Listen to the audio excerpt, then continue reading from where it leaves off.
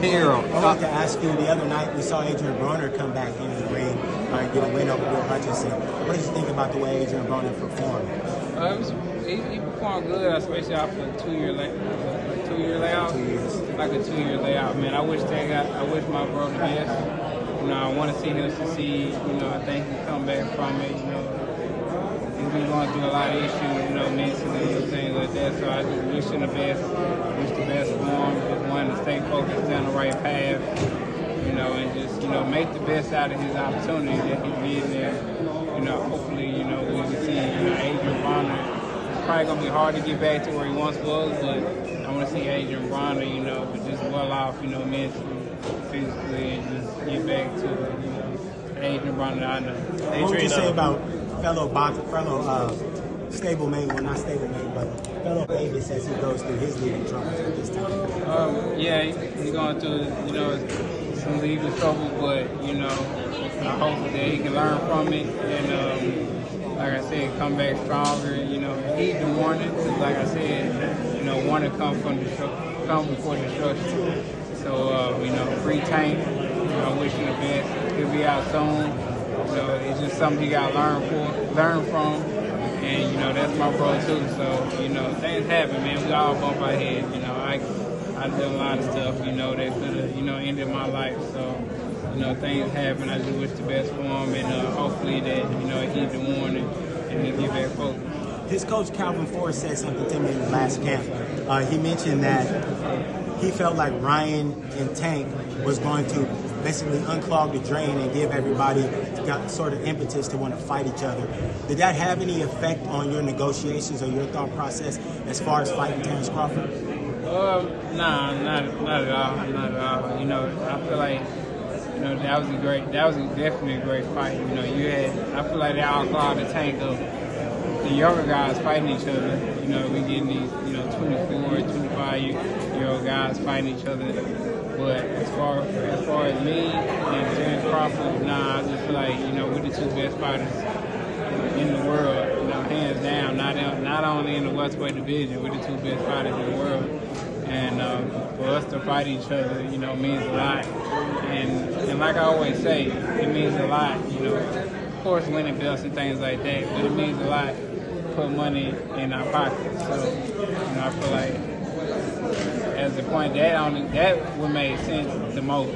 You know, of course, it's a lucrative fight. This is a great fight. This is what all the boxing fans want. But like I said before, you know, at the end of the day, you know, the only thing you have is after boxing, your family, your finances, and your senses. So don't let boxing use you. You know, you use boxing. So, you know, I feel like that's more important than anything else. When you get older, you kind of realize that when you're younger, you want to be, you know, the world champion and you want belts and things like that. But once you get of age, you know, you have kids, you have responsibilities. You know, it's more about taking care of your family. Of course, I want to be the best fighter in the world, and I got this ego, and I want to be the best. But the main thing for me is to take care of my family and take care of my responsibilities and make sure that, you know, my kids are good. So that's why I'm losing these brain cells for, to make sure my kids are great and they stay in private school and they keep doing the things that they've been doing even while boxing, after boxing, they continue to do the same thing. What's the Marcus, I know you want to hold him hostage, but he's got to go. After what you came back from and to be great and fight greatly, what does it say about this? I just say, man, you know, I'm blessed, you know, my determination, you know, my ability to keep going and just, you know, staying the course and, you know, staying focused. Like I had a dream and I wanted to be undisputed. I want to get these belts, and that's what I did. You know, I didn't take any tune-ups or take, you know, this guy, or I want to fight this guy to see if I'm really sharp on one point. I was like, you know, even the top guys, you know, even after injuries and, you know, things that happen, I wanted to fight the best fighters in the world. And that's what I do. That's what I continue to do. You know, regardless of outside opinion or telling me I might need to tune up, I want to fight the best fighters in the world. Errol, it's been a huge year for boxing. Did all of those fights that have been like very good make you like feel a little bit of pressure to make this fight happen and be a part of this huge boxing year? Is that what? Say again? So it's been a huge year for boxing. Yeah. So did all those good fights these years so far make you like feel a little bit pressure and try to make this fight happen to be part of it? Nah. I mean, it was more pressure on, me wanting to fight, he wanting to fight, and, just making the fight happen. I feel like that's the only fight that made sense for me. Fight for the last title, fight a guy who's considered one of the best fighters in the world. Who else would I fight? And, not having the fans say something or the outside people, like, why you not fighting this guy? So I felt like this was the only fight that made sense for me. So this is the fight that I wanted, this is the fight that I got. I'm just blessed that I gave the fans what they want, and I'm just blessed to have this opportunity to fight one of the best fighters in the world. What's the number one piece of advice you have for the next generation who wants to be in your shoes? The best advice I got for them is just stay focused, man. Stay the course, keep doing the things that got you there, stay with the people that got you there, and just stay focused, stay dedicated, stay hungry. Don't go out here buying all these cars and jewelry and all this materialistic stuff, 'cause at the end of the day, that stuff's not gonna matter when your career over. The fans not gonna care, the people not gonna care, they're not gonna care nothing about you, so you got to look out for yourself and look out, for your financial wealth, and you're gonna have responsibilities, especially when you have kids, especially when you got family. So you gotta make sure you're up and, you're satisfied and you take care of the business side of boxing first, and not just, be a great athlete and just spending money, because it can end at a drop of a dime, and then what do you have left? Good to see you, sir. Stephen Cordano, Keller, the sports reader, the one and only Errol Spence Jr. First, I want to ask, man, how did you spend April 16th this year? Errol Spence Day, your first Errol Spence Day in Texas. What'd you do? I ain't do nothing, man. Nothing? Nah, I ain't do nothing, man. I was sitting on the couch watching snowfall. So you could have got free dinner somewhere. Man, Terrence has talked about how he gave you a call, kind of start the process of this. When you got that call, where were you? And what were you thinking? Were you thinking like, I don't have time to take this, or were you? I don't know. What was your mindset when that happened? I picked up. We were talking, and I feel like for us to drop, our egos and our pride, and get on the phone and talk to each other, and make this fight happen, that shows a lot. That shows that he really wanted to fight, and I really want to fight.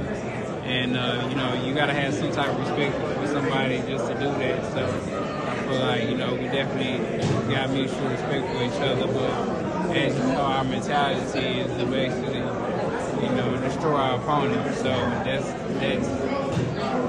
being respectful during fight time. That's out the window. It's basically destruction. Are you guys still betting the million? Nah. No more? Million, man. Nah, we ain't betting million. You guys had some words in the face-off, kind of smiling at first. It was kind of like we're finally here. But what were the words to each other?